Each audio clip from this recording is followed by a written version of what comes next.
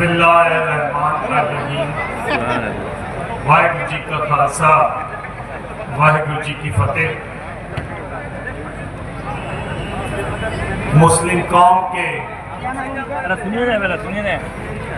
बहुत ही मानियों, धार्मिक और सियासी और सामाजिक शख्सियतें जो स्टेज पर विराजमान हैं, मेरे प्यारे मुस्लिम भाइयों और बहनों, अस्सलाम वालेकुम। वालेकुम सलाम। आप जरूर सोचते होंगे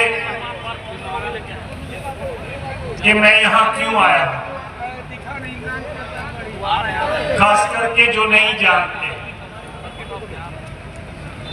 लगभग 27 साल पहले जब झारखंड राज्य नहीं बना था और मैं एक सियासी जमात से ताल्लुक रखता था और काम करता था, तो तब हमने यहाँ पर आकर जनतक रूप में एक प्रेस कॉन्फ्रेंस करके मांग की थी कि झारखंड के मूल निवासियों को उनका राज्य मिलना चाहिए।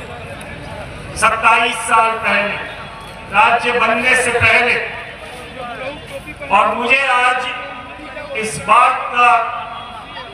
बात की खुशी है कि all India Muslim personal law board ने मुझे ये मौका दिया है कि मैं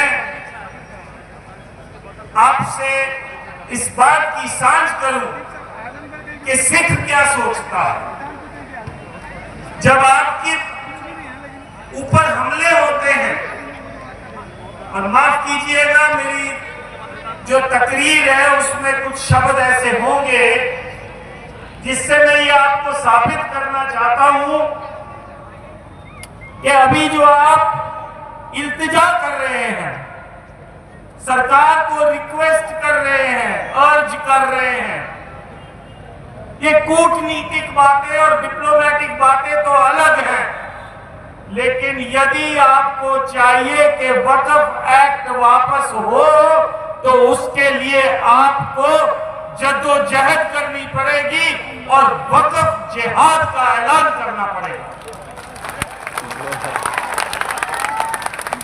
यदि किसानों ने 1.5 साल शंभू बॉर्डर पर रहकर किसान मोर्चा चलाया, तो आपको भी पूरे हिंदुस्तान से दिल्ली में पहुंचकर वक्फ जो जिहाद है उसकी शुरुआत करनी चाहिए।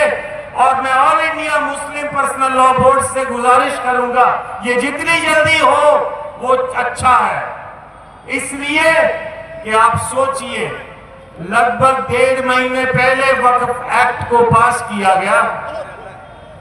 मुसलमान पूरे हिंदुस्तान का जागा एक बार, अखबारों में, यूट्यूब में आपका गुस्सा जाहिर हुआ, लेकिन वक्त ने एक ऐसा पलटा खाया कि 2 दिन में ही मुसलमान जगत जो है वो वक्त को भूल गया और केवल अपनी जो बातें हैं, मुल्क के हक में जो बातें हैं उसको करने लगे। मेरी आपसे गुजारिश है कि आप इस बात को बहुत ही गंभीरता से सोचिए। मैं इसलिए भी आया हूं कि मेरे को भगत कबीर जी ने कहा, गुरु ग्रंथ साहब ने कहा, जो पड़ोसी के हुआ सो अपने भी जान। कल इनके साथ हुआ है, आज इनके साथ हुआ है, कल तेरे साथ भी होगा और हमारे साथ तो हो रहा है। मैं इसलिए भी आया हूं कि आपकी जमीनों, पहले ये पैटर्न देखिए, पहले मस्जिद गिराई, फिर तुम्हारे पहरावे पर हमला किया, हमको ये पसंद नहीं है, वो पसंद नहीं है, फिर तुम्हारे घर में घुसकर तुम्हारे जो कानून है परिवार के उस पर हमला किया, अब तुम्हारी जमीनों पर हमला कर रहे हैं। और कल ये कहेंगे कि ये जो हम एक राष्ट्र, एक मुल्क, एक धर्म, एक भाषा सब बातें कर रहे हैं, इसी के तहत तुम्हारा अस्तित्व ही नहीं है, ये आपके अस्तित्व को खत्म करना चाहते हैं। बात को आपको इस गंभीरता से लेना होगा, तभी हम इसको बता पाएंगे। और हमारे लिए ये भी जरूरी है, यहां से केवल 6 घंटे की दूरी पर पटना साहब है। पटना साहब यहाँ पर अरकान पार्लियामेंट बहुत बैठे। मैं आपसे बेनती करना चाहता हूं, बताना चाहता हूं कि पटना साहब में हमारा तख्त है, जहां हमारे 10वें गुरु गोविंद सिंह जी का जन्म हुआ, प्रकाश हुआ। वहां की जमीनें पिछले 50 सालों में से बहुत सारी जमीनें सरकार पूरी तरह ले चुकी है। इसी तरह जहां उनका इंतकाल हुआ हजूर साहब नांदेड़ में, महाराष्ट्र में, वहां भी एक मोर्चा चल रहा है कि हमने जमीनें सरकार से वापस कैसे लेनी है। तो मैं ये कह रहा था, मुझे याद आता है, और मैं आज जब पढ़ रहा था तो ये हमारी जो तकलीफें हैं ये हमारी एक जैसी है। पर आप भी मुझसे मानेंगे, लीडर साहबान भी मानेंगे, हम लोग इकट्ठे जो होते हैं ना, केवल मुश्किल के समय होते हैं। जब सर से पानी गुजर जाता है तब इकट्ठे होते हैं। आप भी समझते हैं कि आप अकलियत है, हम भी समझते हैं हम अकलियत है। मैं ये कहना चाहता हूं आपसे कि जब अकलियतें इकट्ठे हो जाएंगी वो अक्सरियत हो जाएंगी, और अक्सरियत जो है वो काफियत हो जाएगी। जब हम इकट्ठे होंगे, आप हमारे दुख में शामिल होंगे, हम आपके दुख में शामिल होंगे। इतिहास का कोई ना कोई खूनी पन्ना निकालकर मुसलमानों और सिखों में दरार डाली जाती है, किताबों में भी, पार्लियामेंट में भी। मौजूदा सरकार की तरफ से अभी गुरु गोविंद सिंह जी के 4 साहिबजादों का दिन मनाया जा रहा है। इसलिए मनाया जा रहा है कि वो साबित करें कि उन 4 साहिबजादों को मुसलमानों ने मारा। वो ये भूल जाते हैं कि हम क्या याद करते हैं।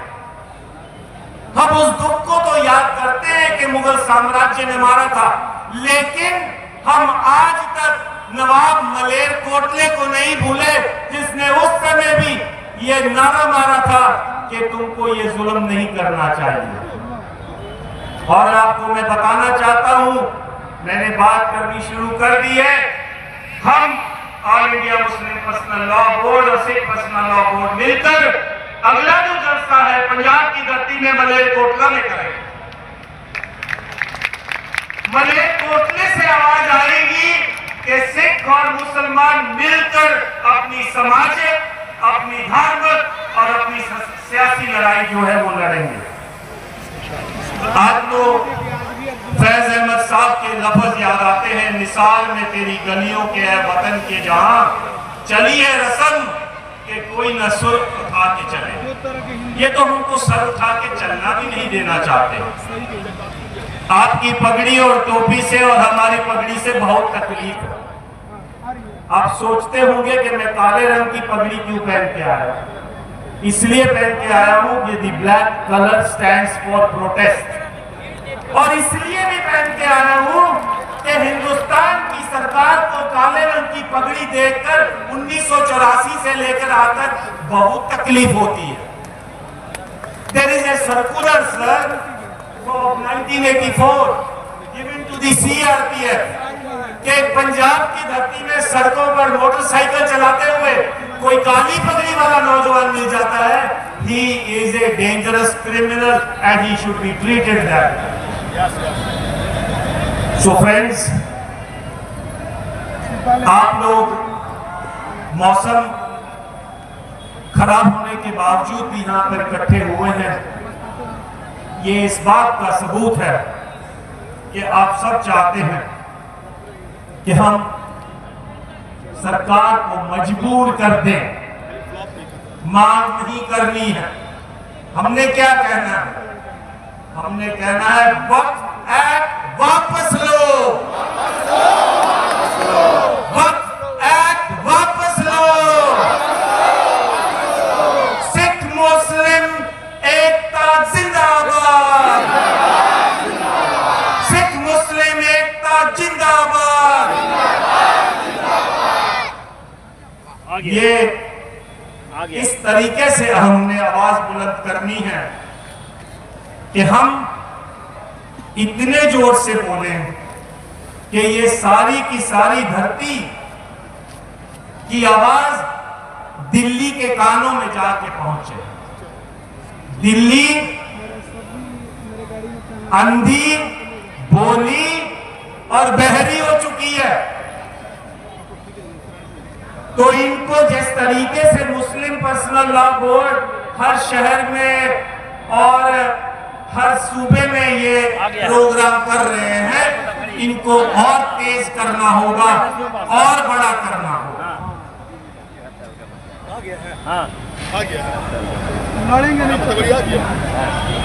हमें याद रखना होगा हमने आगे क्या किया। हमने अपनी दुख तकलीफ इकट्ठी का सामना किया। जैसे मैंने दिल्ली में कहा था, आप 10,000 मुसलमान दिल्ली के बॉर्डर में, यूपी के बॉर्डर में लेके आइए, हम 10,000 सिख पंजाब से लेकर वहां आए। क्योंकि अल्लामा इकबाल ने कहा है, तू शाहीन है, परवाज है काम तेरा, तेरे सामने आसमां और भी है। और मैं बड़ी शिद्दत से मुसलमान भाइयों से ये कहना चाहता हूं कि अब बहुत हो गया, अब बर्दाश्त नहीं होता। और ये लड़ाई अकेले नहीं लड़ी जानी। हमने अपने डिफरेंसेस को भुला देना है। हमने कौमों के बीच में भी जो डिफरेंसेस हैं उनको भी भुला देना है और बाकी कौमों के साथ हाथ जोड़ना है और तरीके से जोड़ना है। नहीं तो हमारे पंजाबी में एक कहावत है, मैंने एक और जलसे में ये बात कही थी कि लड़की की शादी है और दौड़ते दौड़ते लड़की की माँ आई और कहने लगी, ओ हो, उसके कान में छेद करना तो मैं भूल ही गई। क्योंकि पूरी तैयारी करते समय वो भूल ही गए। हम क्या कर रहे हैं, हम इमरजेंसी में इकट्ठे हो रहे हैं। तो डॉक्टर इलियास साहब का बहुत बहुत शुक्रिया है कि उन्होंने ये मौका मुझे दिलवाया। मैं ये चाहता हूं कि जलसों के अलावा जब हम गंभीर बातें करें, हम उसमें भी इकट्ठे होकर, जिससे हमने शुरुआत की थी दिल्ली में, ये हमारे ये बहुत सारे, this is not just a legal fight and we know the Supreme Court of India very well. We know the Supreme Court of India. Supreme Court कहती है मस्जिद का मामला तय नहीं हो पाया है, लेकिन फिर भी इसको गिराना पड़ेगा। हमने सरकार को एक मैसेज भेजना है, सुनेहा देना है आज के जलसे से। हबीब जालिब की जबान से, दस्तूर वही, जुल्म वही है, हम देखेंगे, लज़्म है कि हम भी देखेंगे। हमारे चैनल नाइस अनमोल 99 को सब्सक्राइब करें और बेल आइकन को दबाएं हमारी लेटेस्ट वीडियोस सबसे पहले पाने के लिए।